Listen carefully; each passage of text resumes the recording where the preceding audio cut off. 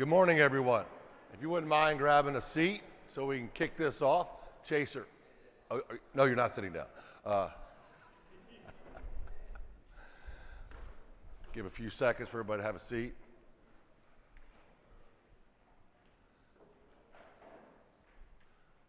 Look at how quickly we got quiet. So as you know, drinks are back there whenever you need it. Restrooms out around the corner. We want everyone to be comfortable today. There's a great agenda, and we're looking forward to Hiram will go through that with you when he gets up here after me. I just want to welcome everybody. Gosh, how many years have we been doing this, Hiram? 28 years. Yeah, Pegasus was 28 years. Yeah, our 8th event. Okay, awesome. But I'm Ken Beam, CEO and owner, and I want to welcome you, all of you here. Thank you for participating and taking time out of your day to come out and learn together. And that is will be our theme. It's about learning together, but it's more important about connecting. How many people felt disconnected the last 2 years to the world, right? This is about bringing us back together. This is where we put our minds together and really come up with what's the future. We know the future changes a lot. We've learned that. But one thing that can keep us all strong is we stay connected. So let's get to know each other on this day and a half. Let's share everything we can think of together. What's working, what's not. That's important as well. And it's our theme we did this year for Pegasus is, it's one team, one heart. We're all human. It's the one thing we have in common. We all have a heart. So let's tap into that more. We are here for you. We want to make sure that you know that Pegasus is all about you guys, our stakeholders. We'll learn about our stakeholder model as well. But any questions at all prior to kicking this off? Anybody past 2 last night? Raise your hand. They're brave. Because we'll be asking you guys the first questions, just so you know. And I think every day we should talk about who was kind of the funniest last night, who enjoyed themselves the most. It's a tie. It's probably a tie, Chaser. I don't know, maybe Christy. One of those two. But have a great day, and again, get to know everybody and welcome aboard. Thank you. Mr. Hartnett, you're up.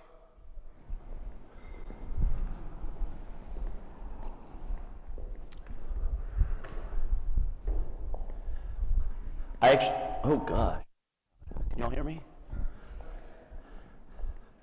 I've actually got some notes because I got some stats I wanted to read off, but I think a couple quick shout outs. One, Ken, thanks for always being willing to invest in amazing events like this. This venue is crazy, awesome.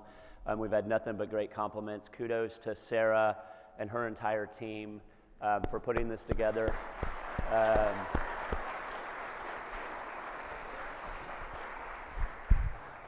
And I've been thinking about, I love to talk, but I'm not going to talk that much today because we got a lot of great speakers. I've got John Wayne following me, which is hard to beat. We've got some really awesome collab sessions, but I was thinking about, why do we do this, right? And Ken mentioned connectivity, learning, collaboration, and you look at what's happened over the last 3 years in supply chain, and I was reading through all these stats and notes, and I'm like, my gosh, our jobs are harder than a majority of anybody out there if you really look deep into supply chain. And so I wanted to read some stats by starting just to get everybody prepped for their learning, because I think the big idea here, right, is this isn't a sales event for us. We love you guys, and we love that you give us business, and we appreciate the partnerships, but the whole idea is supply chain's difficult. We want these folks in this room to talk about the same challenges they're having, because we all have the same problems, and how are we solving some of those problems today.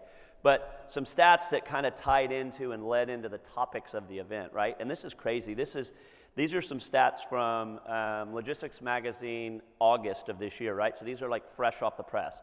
So raise your hand if you would agree with this, is 28% of people in supply chain usually or always have problems, right?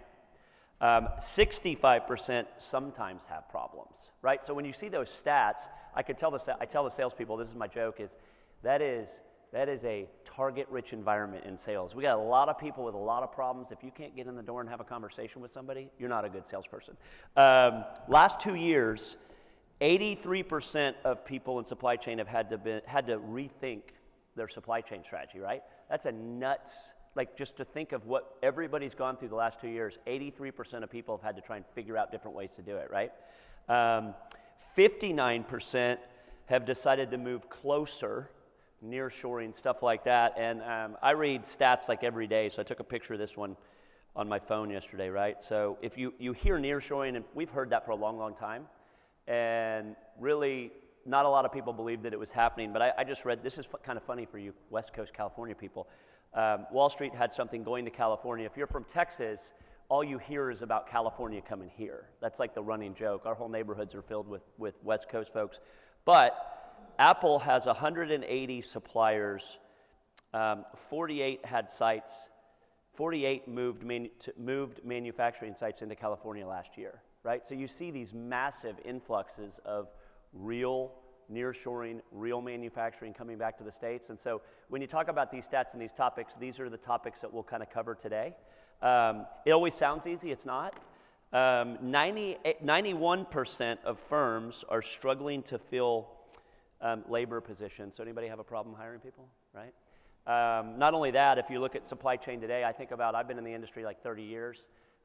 What was needed 30 years ago is completely different than what's needed today, right? There's a new skill set of logisticians out there that people have to figure out how to either hire more of that or retrain their employees to get there. This was kind of cool, and the Walgreens guys are back here somewhere. I was at a Walgreens event 2 weeks ago, and I thought these were pretty staggering. So like project business in general, and a lot of our customers here do a lot of projects, whether it's store fixtures, whether it's IT equipment, whatever it is. But 90% of projects, 90% had supply chain impacts, like there was an issue, right? 84% had higher cost, which nobody likes. 72% took longer. So projects were extended out, and so when you tie that into supply chain, we see it every day, right? Part shortages, transportation, transit time delays, all this stuff. So why do I bring up all these stats, right? I think when you look at what's going on in the market today, and you look at all the challenges out there, it takes an army to solve problems, and this is the army we're here to talk through and learn from. So at Pegasus, we've got to make sure we're strategically moving in the right direction as an organization, and so we want to be with thought leaders such as yourselves to help us get there.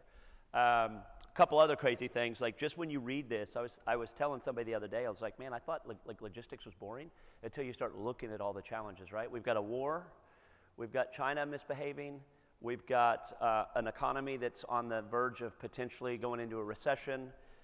We've got cyber attacks, which we'll talk about later today. We've got labor shortages, material shortages, cost increases.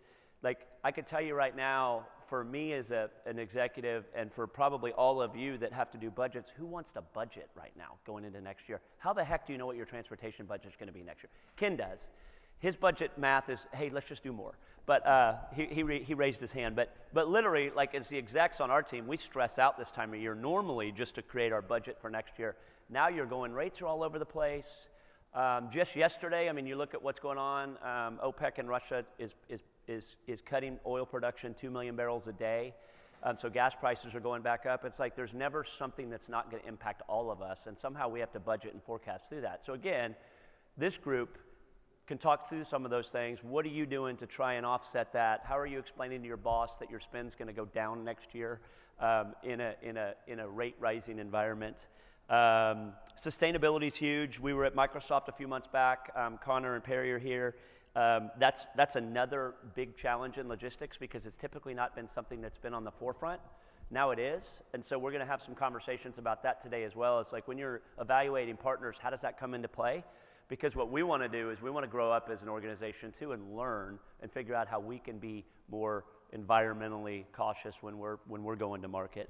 Redesign, speed, agility, inventory buffers. So it's just these stats are staggering, and it just makes it definitely makes our job not boring, right? And so kudos to all you guys for doing this profession and being here and helping us learn together.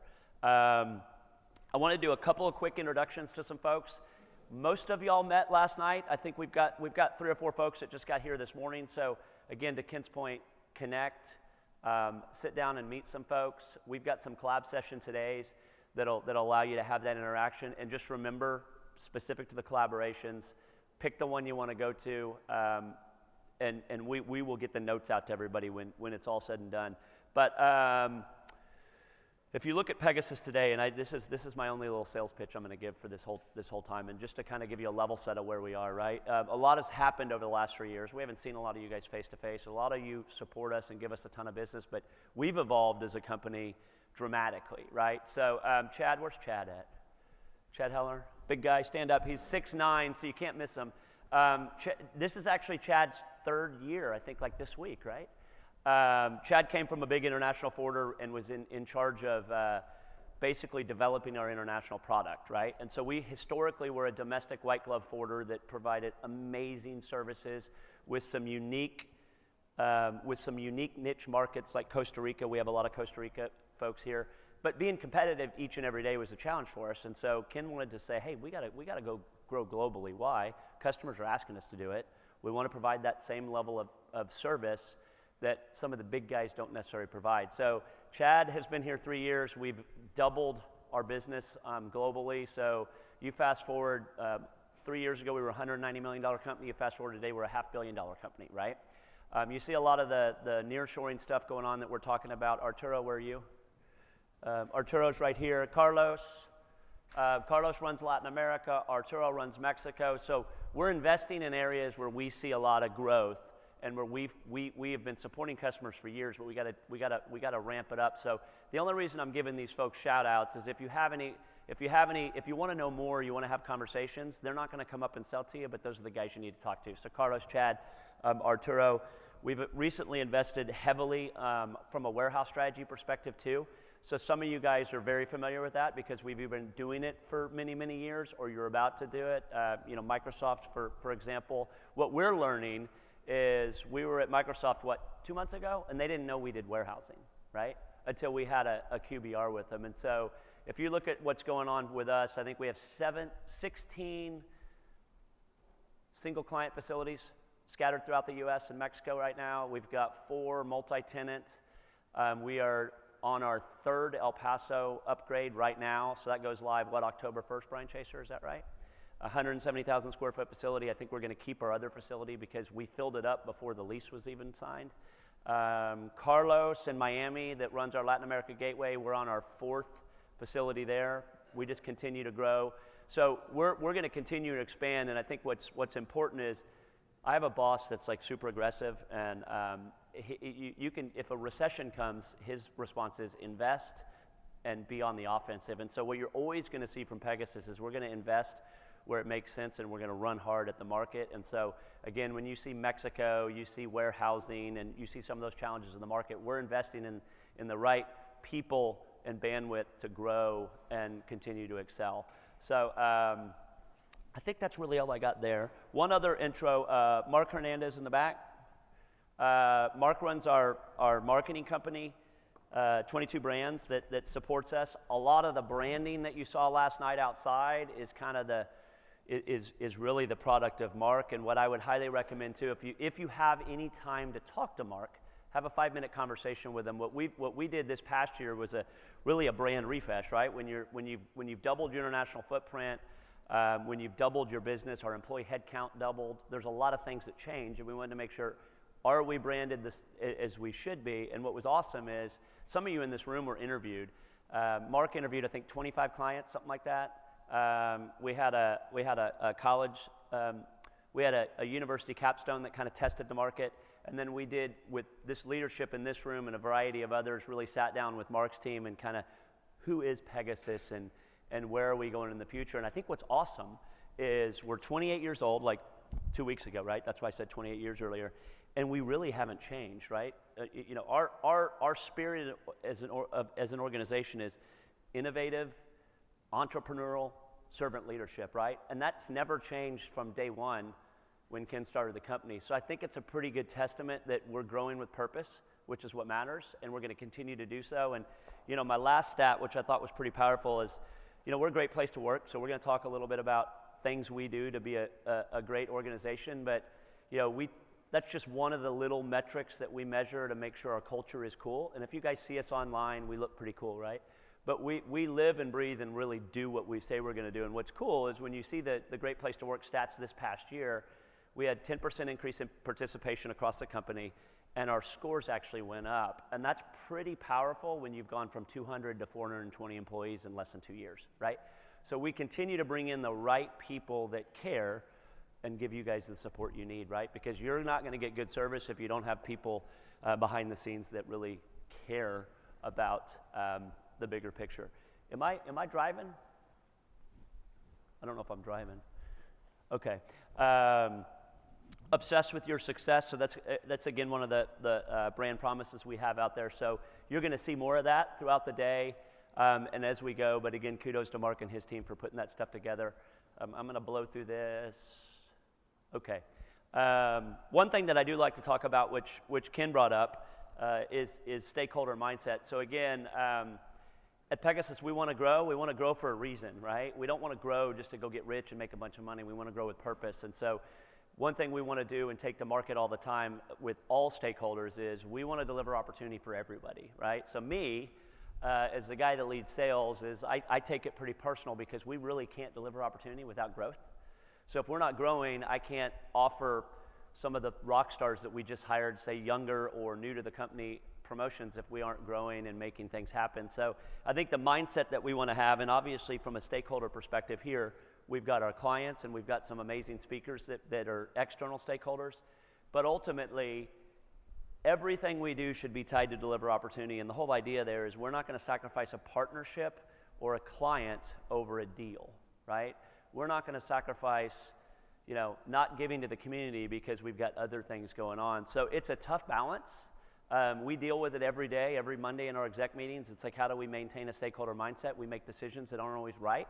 And so we've got to pivot and make sure we're always looking at the bigger picture. So again, if you ever don't see this mindset and you don't see that partnership mentality with us, challenge us because we want to live and die by this each and every day. And again, we appreciate you guys being here because part of that is learning from this group on how we can do a better job and be better partners within the organization. So I'll quickly go through the agenda. Again, what I said last night, if you haven't looked, make sure you look at the QR codes today. Everybody in this room, I think 90% of the people in this room have a bio. It'll kind of help you know who's here. The whole idea behind that isn't to tell you how great you are personally. It's more of like, hey, I work for this company. This is what I do. There's a lot of people with the same problems in the same industries, and it's good for you guys to connect and kind of try and solve some of those challenges. Ultimately, we're gonna get to John Wayne in a minute, which I'll introduce. But our breakout sessions, the idea here is we're gonna have some note takers. We're gonna have some people drive the dialogue. We're not gonna do a lot of talking, but again, we want to learn together how we can solve some fundamental business challenges. And when you look at what these topics are, they're very in tune with those statistics and some of the stuff that we're all battling today, right? So, partner evaluations I get fired up about because, again, you take sustainability, you take big isn't always better, and there's been a lot of challenges over the last 3 years that have really changed the mindset of how somebody selects a partner. We're not getting up here to tell you why we're the best partner. What we want to understand is, as people go forward, how are they evaluating their partnerships, and what do we need to do to ensure that we are a great partner, right? So it's a learning opportunity for us. Leveraging your resources, again, this is like, holy smokes, all those stats I read. Like, we're in a very dynamic, challenging space today, and holy smokes, we just want to learn from others and others in this room and from Pegasus folks, like, what the heck have you been doing to solve a bunch of these chaotic challenges? And hopefully somebody goes home with some nuggets on that.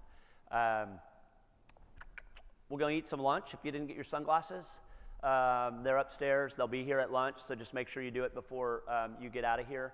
Cybersecurity, I think everybody knows. That's something that I think we all stress out about. I do it for my bank account. I do it for our office business. Everybody's worried about getting hacked, and we've got kind of the guru of that coming in here with Ed talking. Read his bio. I don't want to repeat the father stuff because I was talking to him on Monday, but talk about powerful. We'll have another breakout sessions, again, on lessons learned, and then we'll do some more on talent. So, again, what's your passion? What I would tell you is leveraging resources and lessons learned are kind of similar, and that's intentional. We kind of felt like the biggest topics are just like, holy smokes, how are you managing supply chain right now? So we wanted everybody to have an opportunity to participate in that. So there is some similarities, so I would recommend picking one of those two. But then again, people and talent, we're going to talk about a little bit of the stuff that we do well, but what we really want to know is, what are you guys doing? Where are you investing?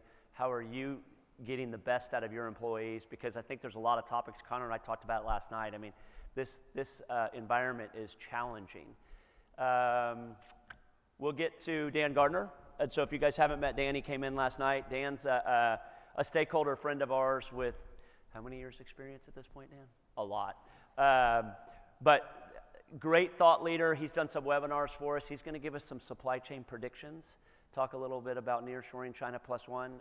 But I've read the predictions. One of them's pretty cool, but I can't speak to it until Dan gets up here and talks.